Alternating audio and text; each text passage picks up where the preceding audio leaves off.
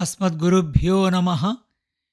नूनं जनैरीहितमीश्वराणाम् अस्मद्विधैस्तद्गुणसर्गमायया न ज्ञायते मोहितचित्तवर्त्मभिः तेभ्यो नमो వీరయశస్కరేభ్యః.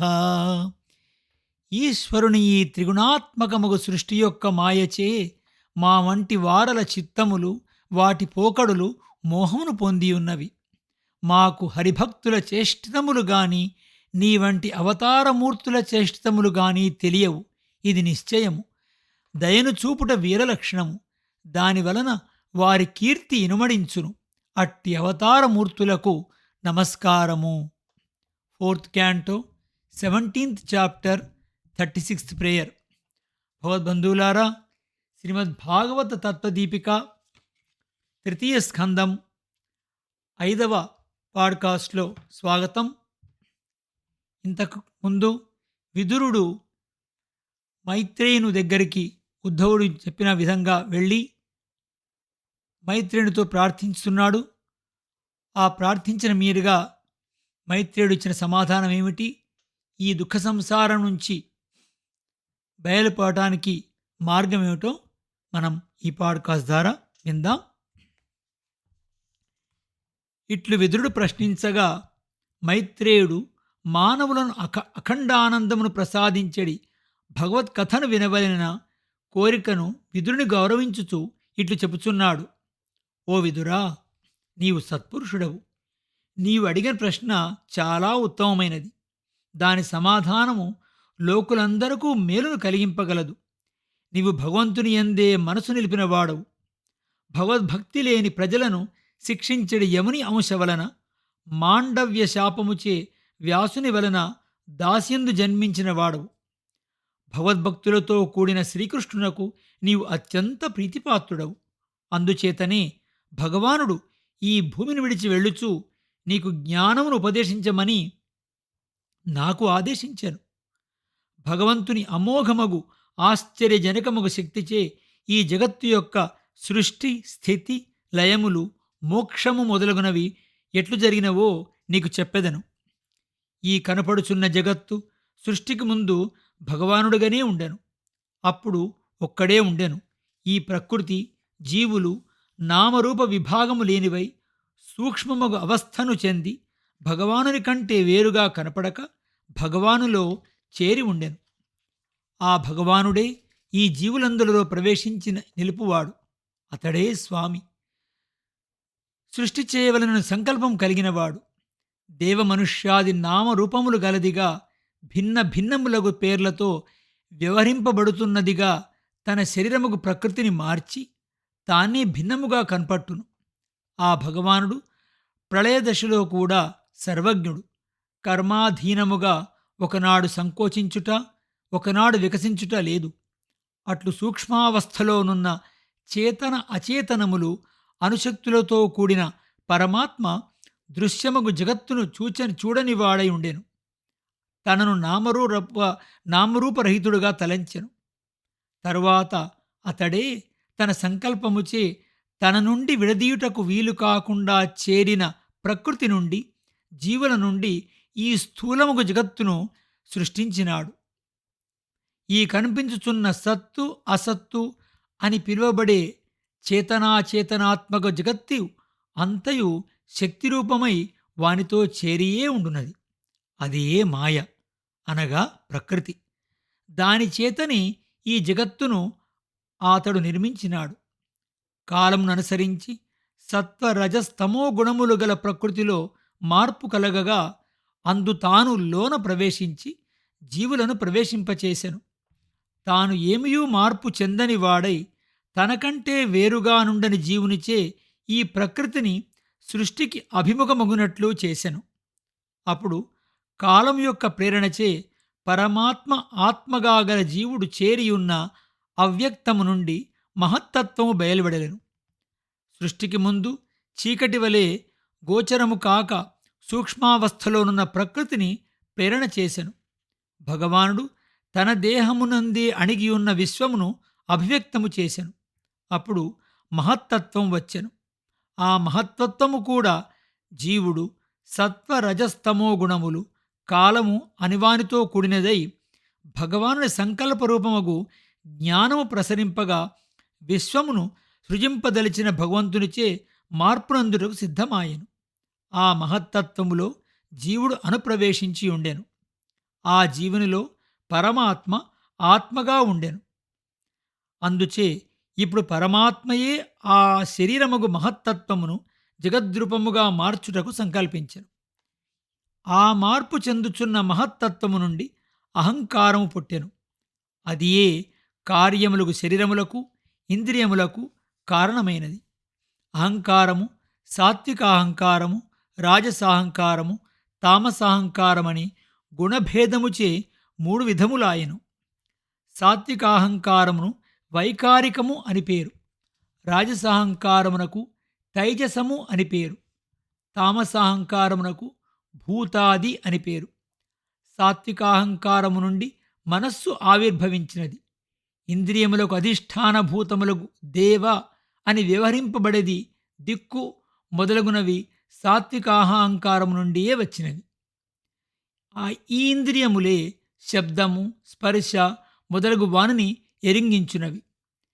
తైజసాహంకారముచే సహకరింపబడిన సాత్వికాహంకారము నుండి జ్ఞానేంద్రియములు కర్మేంద్రియములు బయలువెడలెను. తామసాహంకారము నుండి ఆకాశాది భూతముల యొక్క సూక్ష్మాంశములు ఆవిర్భవించను. వానిని సూక్ష్మభూతములనియు తన్మాత్రనియు అందురు.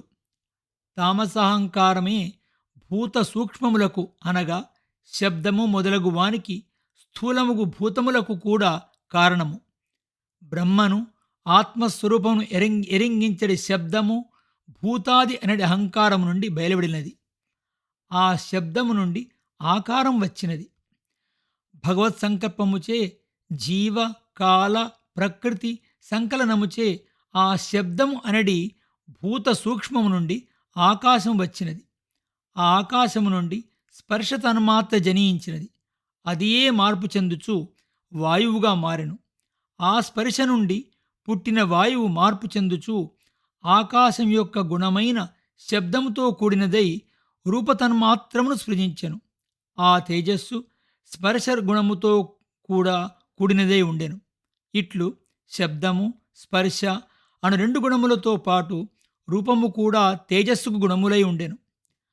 భగవత్ సంకల్పముచే కాలము జీవుడు ప్రకృతి సంబంధముచే రసమును సృజించెను. ఆ రసమే రసము గుణముగా గల జలమును సృజించెను. ఆ జలమునందు శబ్దము స్పర్శ రూపము కూడా గుణములుగా ఉండెను. సహజముగు రసము కూడా దానికి గుణమై ఉండెను. ఆ జలము నుండి గంధము అను గుణము గల భూమి బయలువడెను. ముందు గంధతన్మాత్రము జనించి దాని నుండి భూమి వచ్చెను. ఇందు వెనుకటి శబ్దము స్పర్శ రూపము రసము కూడా గంధముతో పాటు ఉండెను. ఆకాశమునకు ఒక్క శబ్దము గుణము, వాయువునకు శబ్దము స్పర్శ అను 2 గుణములు ఏర్పడెను. తేజస్సునకు శబ్దము స్పర్శ రూపము అను 3 గుణములు ఏర్పడెను.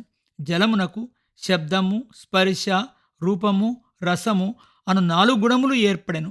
ఇట్లు భూతములన్నీయు సృష్టించబడియు ఇవి అన్నీయు భిన్న భిన్నములై కార్యములను జనింపచేయుటకై సమర్థములు కాలేకపోయెను.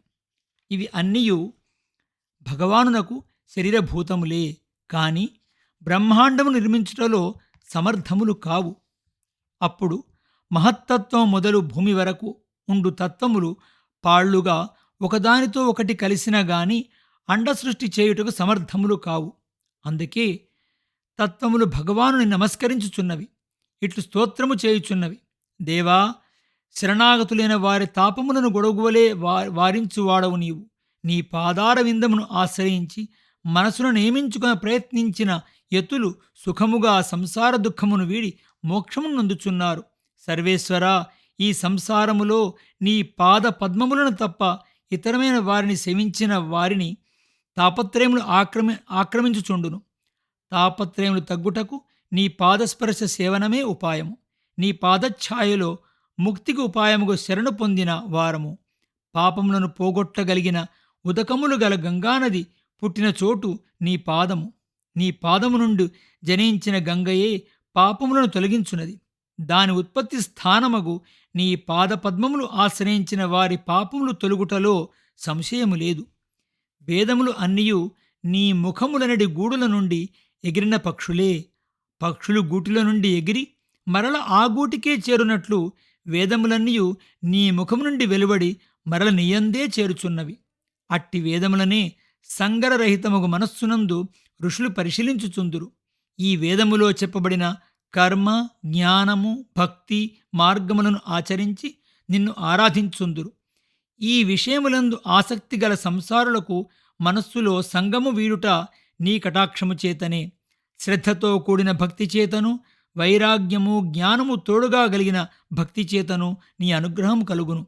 అందుచే మేము నీ పాదపద్మమునే శరణం పొందుచున్నాం. సర్వేశ్వరా, నిన్ను ఆశ్రయించిన వారికి నీ పాదపద్మమే అభయమొసంగును. దానిచే వారికి సంసార భయం తొలుగును. ఈ జగత్తు యొక్క సృష్టి స్థితి ప్రళయములను వనర్చుటకు బ్రహ్మరుద్రులలో అనుప్రవేశించి స్వయముగా విష్ణువుగా అవతరించి నీవే ఈ జగత్తును రక్షించున్నావు. నీవే భక్తులను అనుగ్రహించున్నావు. నీవు అంతర్యామి అయి అందరి శరీరములందు ఉందువు. కాని ఈ శరీరము నాది, నేను అనిపించుచుండును. మూఢముగు పట్టుదలతో శరీరమే నేను అని, శరీరమునకు చెందినవి నావని భావించు వారలకు నీవా శరీరములో దగ్గరగా ఉన్నను పొందుటకు సాధ్యము కాదు. ప్రకృతి వికారములను, శబ్దం మొదలగు విషయములందు ఆసక్తి గల ఇంద్రియములు, మనస్సు నిన్ను చేరకుండా దూరముగా లాగివేయుచుండును. అట్టివారు నీ పాదములు ప్రవర్తించడి మార్గములు గుర్తించడి భాగ్యము నందలేరు. ఇంద్రియములకు వశపడిన వారు సత్సంగతి చేయలేరు. సత్సంగతి చేసి సత్పురుషుల శుశ్రూష చేయనిదే ఆచార్య పాదము సేవనము లభింపదు. వారి పాదములను సేవించిన నాడు గాని నీ యందు భక్తి కలగదు. శ్రవణముచే భక్తి కలిగిన వారి మనస్సు నిర్మలమగును.